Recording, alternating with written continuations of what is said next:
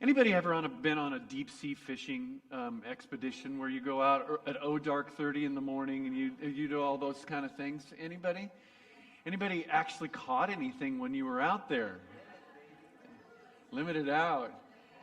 We used to have a tradition when I was growing up. My uncle and his family, all my cousins and myself and my dad would go to a place right off the Oregon/Washington coast where the river dumped into the ocean, a place called Ilwaco. I don't know why I remembered that, but we would go off that, and we'd leave early in the morning and get on this fishing boat and go out into the middle of the ocean. And there are some that have sea legs that survive and do really well on a vessel, and then there are some that don't do so well. Yeah, we call it chumming, where they're feeding the fish way earlier than they're supposed to. But I actually, I wasn't one of those. I think I did all right. The motion sickness didn't get to me. I didn't even have to take the Dramamine. And one of my favorite things is on the way back, we would stand in the very front of the boat, my cousin and I, and when you go up the wave and come down, the front of the boat would hit it, and the waves would just spray over the top of us. And even though it was like 50 degrees outside, we'd be up there and be soaking wet. And by the time we got into the docking area, we were just like freezing to death. And I'm thinking, what in the world were we doing by doing all that? But hey, we were young and stupid, and we had a good time. But as I studied and went through the scripture this week, I was kind of remembering those days. Again, I don't know what it's like to be a fisherman, only a small amount of time. And I don't really understand the idea of fishing with things other than fishing poles. That's what we did. We threw it in and we caught it. I caught a 17-pound salmon, by the way. It was pretty big. Yeah, I got it in. The captain reached down with the net and pulled it up, and it was hanging by a thread on his lip. I mean, the captain said if you had jerked that pole one more time, that fish would have been gone. But anyway, that's the biggest fish I ever caught on that trip. But I was trying to imagine what it would be like to actually be a fisherman. Because our text talks about being on a lake and the story that goes along with that. But we know that some of Jesus' disciples were fishermen, and they were out on the lake, and it was part of their livelihood, and it's what they lived with. So our story comes right off of a sermon that Jesus has preached on the plain, and he has done a lot of things and spoken a lot of things. And they're headed towards the Sea of Galilee, or in the scripture it's called the lake. So we're going to be in Luke chapter 8, verses 22 through 25 today. And it says this: one day Jesus said to his disciples, "Let us go over to the other side of the lake." So they got into a boat and set out. Now, there's something really, really important about the first part of this passage. I think it's really important that we know it in advance, because there's some things that transpire in this trip, or in this thing that we're going to read about today, that I think if we understand some of the background and the framework, in fact, there's a ton of background information in this little short passage today. But why did Jesus come from preaching, and why did he want to get in a boat and go across the lake? That's a big question. What was on Jesus' heart and mind? I mean, he said that he only did what he saw his Father doing. So what is he up to? Why is he loading his disciples in this boat on their way? And we're going to find out next week the mission that he had. But in the in-between, we find out that he was on a mission. We didn't know what it was. We're going to get to find that out, like I said. But he is going someplace, I believe, under the direction of God's Spirit. So they got into the boat. Now, you have to realize that on the other side of this lake, it's actually the Sea of Galilee.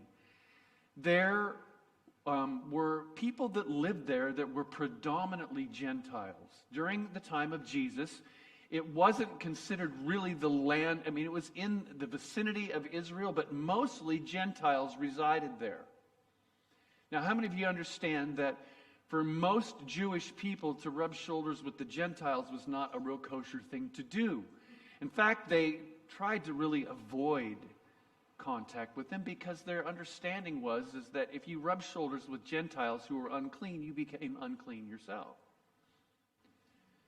So Jesus is specifically hopping in this boat and saying, let's go to the other side. And I'm sure they were asking the question, Jesus, do you know who lives on the other side over there? Why are we headed over there? It doesn't seem to distract Jesus at all. He is on, again, a mission, I believe, from his Father. And he's on a journey to get something done. But there's the side of the shore, the sea, and his destination.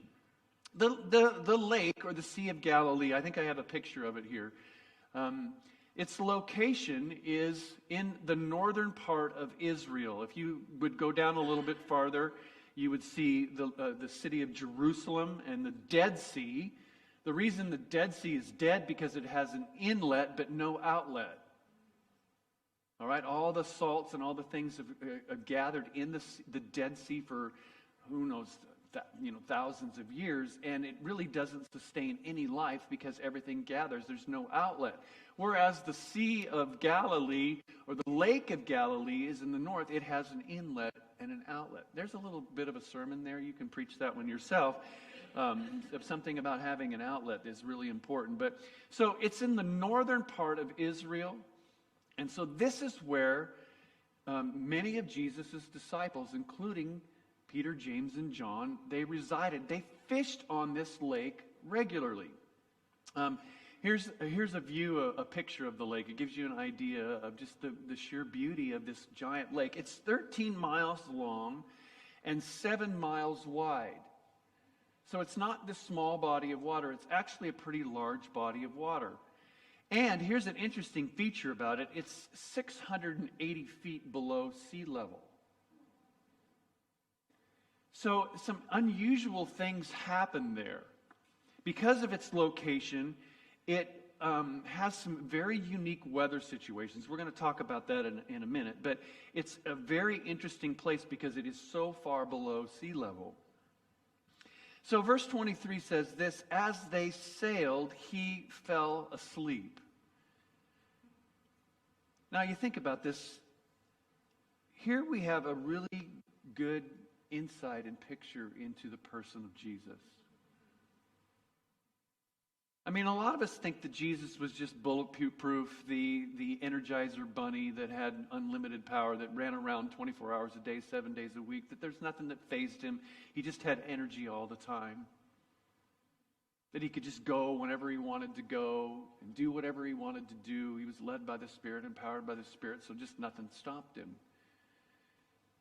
But the reality is that even though Jesus is fully human and fully God, he still got tired.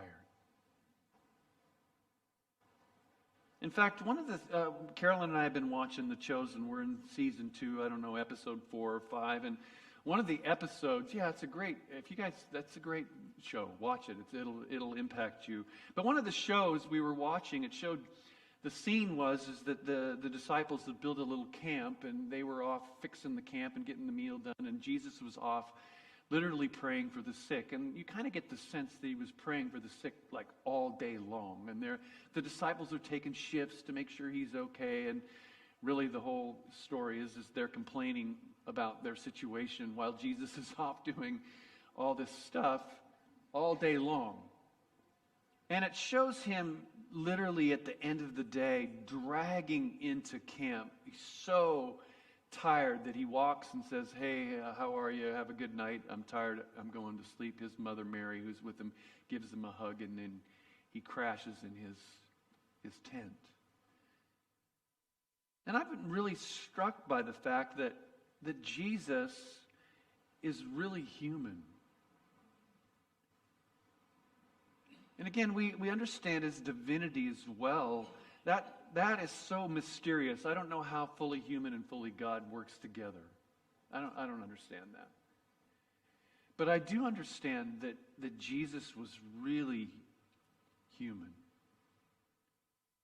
And when it says that Jesus understands our weaknesses and understands our plight, he really does. God in the flesh understands where you and I reside. He understands our frailty. He understands the struggles that we have in life because he lived it just like we do. The unique thing about him is he was able to navigate it and not sin. But he experienced the same struggles, the same difficulties that you and I do in this life. And I think that that's encouraging because we have a Savior that understands and relates to us and knows us. And I'm thankful for that.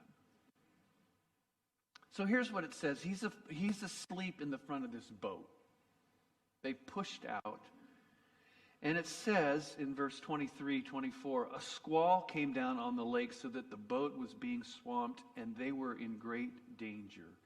You see, because of the location of this lake, the high desert and the lower waters, it has this ability to create very, very high winds.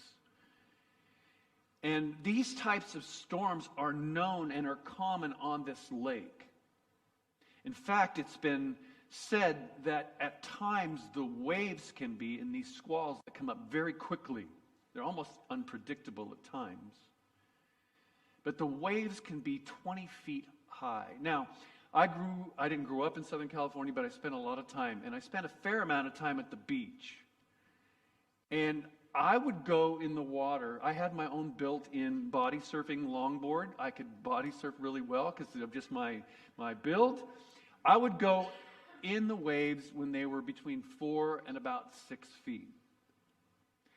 But anything bigger than that, I'm thinking, that may not be the brightest idea to do. Now, I had friends that would surf 10, 12-foot waves, but when you're talking a 20-foot wave, you're talking somebody that will completely destroy you and your boat in moments. So they're in this boat. They're in the middle of the lake. Jesus is asleep in the boat. And this squall, this incredible storm comes up. And I'm sure that this wasn't a small-waved storm. This is something that was capable of utterly destroying their vessel. It was probably a wooden boat. And as I'm reading this, I'm asking the question, now, who's on this boat? I mean, we know that Jesus is on it because he's asleep on the boat. We know that Jesus' disciples are on the boat. And there may be a couple of women on the boat as well. They don't know for sure, but there was a number of women that followed Jesus. But we do know that if the disciples were there, there are 3 guys. Anybody name the fishermen? Peter, James, and John. They grew up on this lake. They knew what was happening. They had fishing experience. They've been out on this lake many times. They probably navigated storms like this. And so this giant storm comes up, and I'm sure they are bailing water like crazy. I'm sure they have some buckets. They're trying to get the water out of it. They're probably trying to keep it from capsizing. They're trying to navigate it so they hit the waves in a certain way. Because if you go in sideways, it could flip you over. That would be a mess. And I'm thinking, what is on the mind of those 3 fishermen?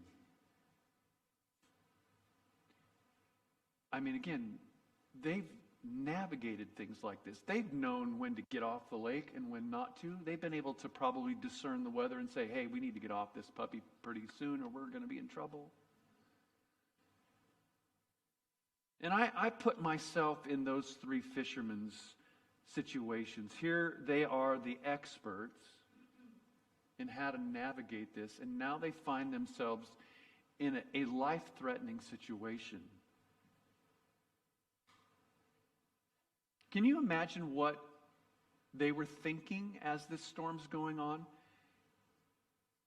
We're the experts here. We know how to do this. And Jesus is sleeping in the front of the boat or the back of the boat. And we can't get out of this mess ourselves. And on top of it, Jesus wasn't a fisherman either. I mean, he built furniture probably. He was a carpenter, maybe even a stonemason. I'm not sure of that, actually. So what's a carpenter going to know about the sea? I mean, so I'm thinking, why Jesus is sleeping, he's tired. Why are we going to really wake him up? There must have been a desperation. I'm wondering if they were saying, Jesus, you need to wake up and help us bail water because we're going under here. I mean, did they really expect Jesus to do anything? And I think if we look at the text, they really didn't. In fact, I was wondering how long Jesus would have slept there. You ever think that? How long would have he gone on? I mean, there's water coming in the boat. It's about ready to go under. In fact, the disciples say that. How long would have he would have stayed asleep? I mean, until the water was actually getting his clothes wet? I mean, I'm sure that was splashing in. When it comes up to his nostrils, would he have awakened from his nap? I don't know. I kind of scratched my head like, Jesus, you can sleep through anything. Man, you're a sleeping machine. How do you do that?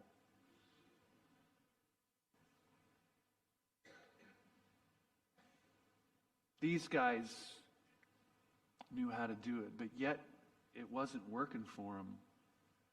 So they wake Jesus. Maybe they said, Jesus, you better wake up because you're going to drown. Maybe, I don't know. I guess, is it better to be drowning while you're awake or drowning while you're asleep? I kind of wrestled with that too. I'm not sure. I really don't know what they were thinking, but I'm sure they had to be at a desperate place to wake up Jesus. And here's what they said. They called him Master. But the term that they're using isn't, it really means they're calling him teacher or at least the leader of the group. So they're saying, hey, you're the head of our group. What are you going to do? So they really have no idea what he's capable of up to this point. They're just calling him the leader. Hey, we're looking to you. What are you going to do?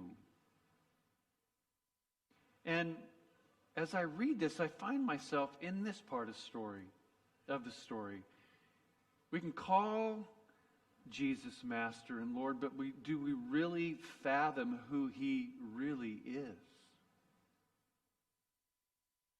I mean, think about it. They had no idea that he was capable of what he was going to do. Because if they would have known that, I think they would have approached him much differently. They wouldn't have been, we're going to die. Wake up.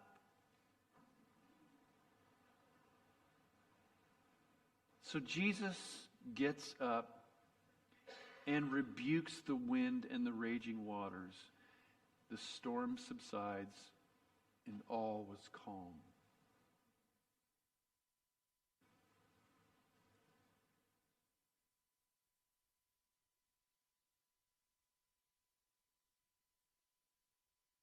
You know, there's a couple of boat stories in the New Testament. This is one of them. In this boat story, Jesus is on the boat, and he's sleeping. He gets up in the middle of this crazy storm, rebukes the storm. It completely stops. In fact, it's really interesting about the verbiage of this is that scholars believe not only did the winds immediately stop, but the waves stopped at the same time. Now you think, well, what's that? What's the importance of that? Well, when you see a storm come, the wind would stop, but the waves still bounce around between shore and shore until it all levels out. But by the language, many scholars believe that both of them stopped simultaneously, like he spoke and it went calm immediately. It wasn't a progressive thing, that it was an immediate thing that happened, that Jesus calmed the storm and it must flatline immediately. That's the first story, that when Jesus is on board with you, that he can calm the storm. The second boat story is a different boat story. He sends the disciples across the lake. They're rowing in the midst of the winds, not quite like this. They're going across the lake as well. They're struggling all night long. In fact, I think the text even says that Jesus is watching them and he sees them struggling, trying to go across the lake.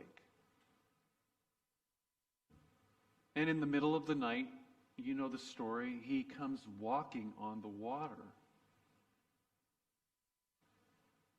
In fact, this text says something really unusual. It says, and he meant to pass by. Wow, what do you do with that? Hey, fellas, I see you're struggling. I'm going to head on and walk all over.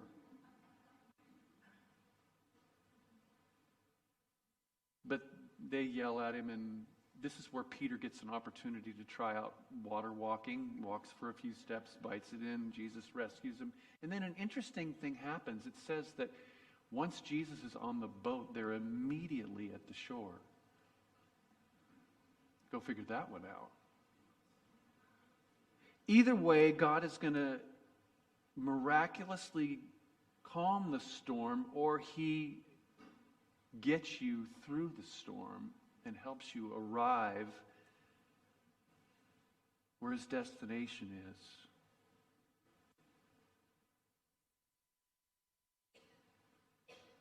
Some scholars call attention to the belief that the winds and waves, again, stopped immediately. And the verbiage, that's used, a lot of scholars believe that this storm was demonically inspired. That this raging storm was meant as a direct attack against the mission that Jesus was on. And so that's why Jesus directs it. And he speaks to the storm, and it immediately stops. But here's one thing that I was really working through this week. He asks them this question. After he calms the storm, after all their fears are dispelled, actually their fear of dying is dispelled. Because it says that they were not only amazed, but they were afraid. What were they afraid of? I think they were afraid of what they just saw, and the realization of who Jesus really is. In fact, they say, who is this guy that even the winds and waves obey him? But he asks them this question. He says, where is your faith?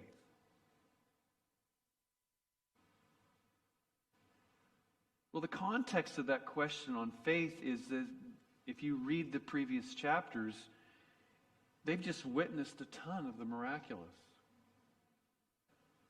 They witnessed the driving out of demons. They witnessed the healing of sick people, like a lot of them. In fact, a couple of passages says that Jesus healed everyone that came. They got to see all of that. They've seen Jesus heal leprosy. In fact, just a few passages before this, we see that they got to witness the fact that he raised the dead.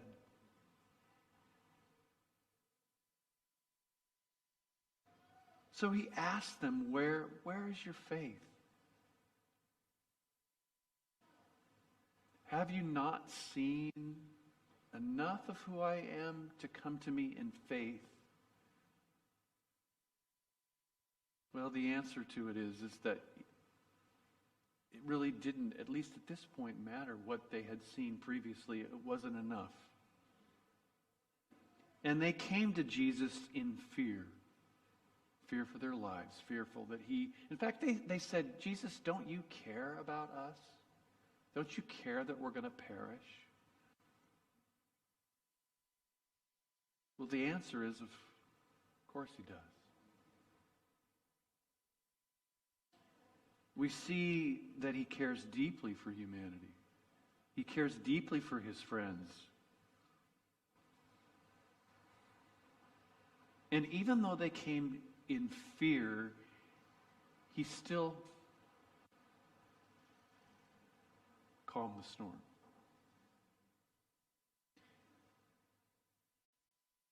Sometimes I think we live in fear a lot more than we would like to admit. Yeah? Fear of the future. Fear of what's coming. Fear of what we don't have. I mean, I want to be a person that approaches Jesus in faith, but the reality is that sometimes we do live in a place of fear.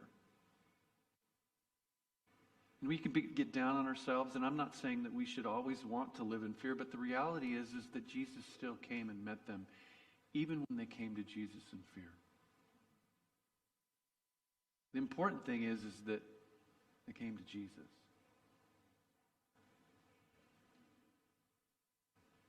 Here's what it says. In fear and amazement, they asked one another, "Who is this? He commands even the winds and the water, and they obey him." I would want to hope that all the things that I've seen, all the things that I've understood through his word, that it would generate a faith, that I would come to God in faith all the time. I would like that to be the banner over my life, honestly, but sometimes it's not. Anybody resemble that remark, by the way? Anybody else besides me struggle with fear of things?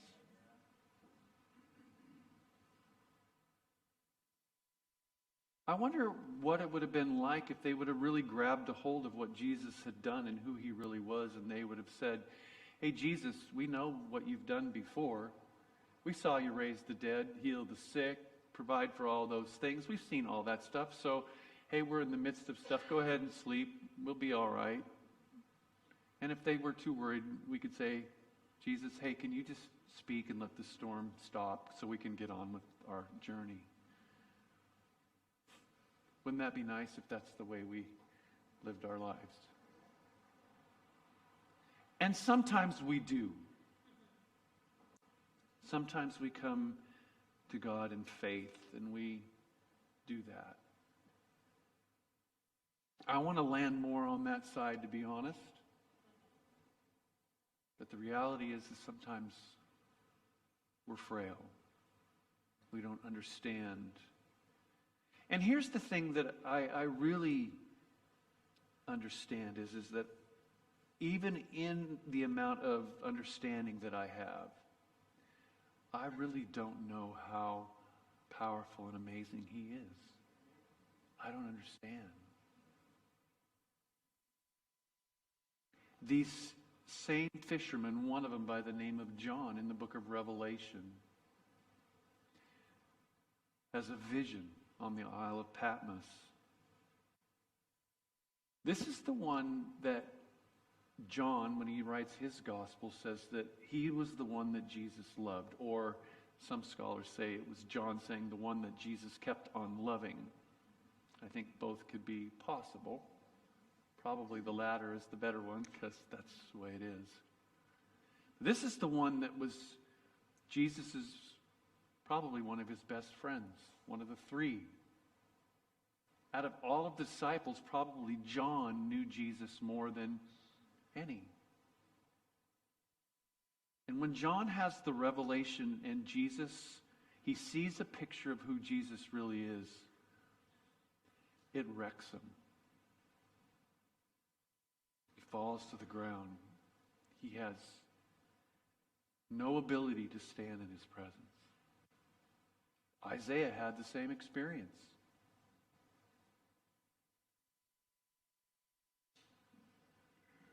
We really don't know who he is.